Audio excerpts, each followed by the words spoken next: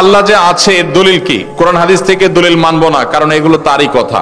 এটা আমাদের যে ভাই প্রশ্ন দিয়েছেন, তিনি যদি আমাদের কোন নাস্তিক ভাই হন বা অন্য ধর্মাবলম্বী ভাই হন বা যেই হন না কেন, তাকে আমি বলতে চাই, আল্লাহ যে আছেন এটা প্রমাণ হলো আপনি নিজে। আপনি আপনার লাইফটা কোত্থেকে পাইছেন? নেট থেকে ডাউনলোড করে নিছেন? কি বলেন? আপনি নিজেকে কোত্থেকে পাইছেন? আপনার আব্বা আম্মা আপনাকে নেট থেকে ডাউনলোড করে নিয়ে আসছে? ভাইরা আমার, আমাদের অস্তিত্বই আল্লাহর অস্তিত্বের সাক্ষী। আল্লাহ রাব্বুল আলামিন বলেছেন, ওয়াফি আনফুসিকুম আফালা তুবসিরুন, তোমাদের অস্তিত্বের মধ্যেই আল্লাহর অস্তিত্বের নিদর্শন আছে, তোমরা কি দেখো না?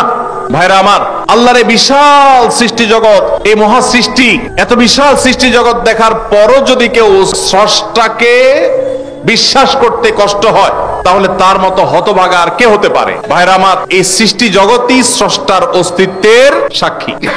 আল্লাহ রাব্বুল আলামিন আল্লাহর এই সৃষ্টি জগৎ দেখে, তার সুনিপুণ সৃষ্টি দেখে আল্লাহর অস্তিত্ব এটা খুঁজে পাওয়ার হেদায়েত, তৌফিক আল্লাহ তাআলা আমাদেরকে দান করুন। ভাইরা আমার, আমরা যদি আমাদের অস্তিত্বের দিকে তাকাই, আল্লাহ সৃষ্টির দিকে তাকাই, সূরা মুলকের শুরুর আয়াতগুলো যদি অনুবাদ সহকারে আপনি পড়েন, কোরআন জুড়ে আল্লাহ রাব্বুল আলামিন যে বলেছেন আল্লাহ রাব্বুল আলামিনের সৃষ্টি শৈলী নিয়ে, সেগুলো যদি আপনি অধ্যয়ন করেন, পড়েন, তাহলে দিনের আলো মতো পরিষ্কার হবে যে আল্লাহ রাব্বুল আলামিনের অস্তিত্ব এটা ওয়াজিবুল উজুদ, এটার অস্তিত্বহীনতা কখনো কল্পনা করা যায় না। এটা নিয়ে দীর্ঘ আলোচনা করার সুযোগ নেই, শুধু এটুকুই বললাম যে আপনার আমার সৃষ্টি, এটাই আমাদের স্রষ্টার কথা স্মরণ করিয়ে দেয়। কারণ স্রষ্টা ছাড়া কখনো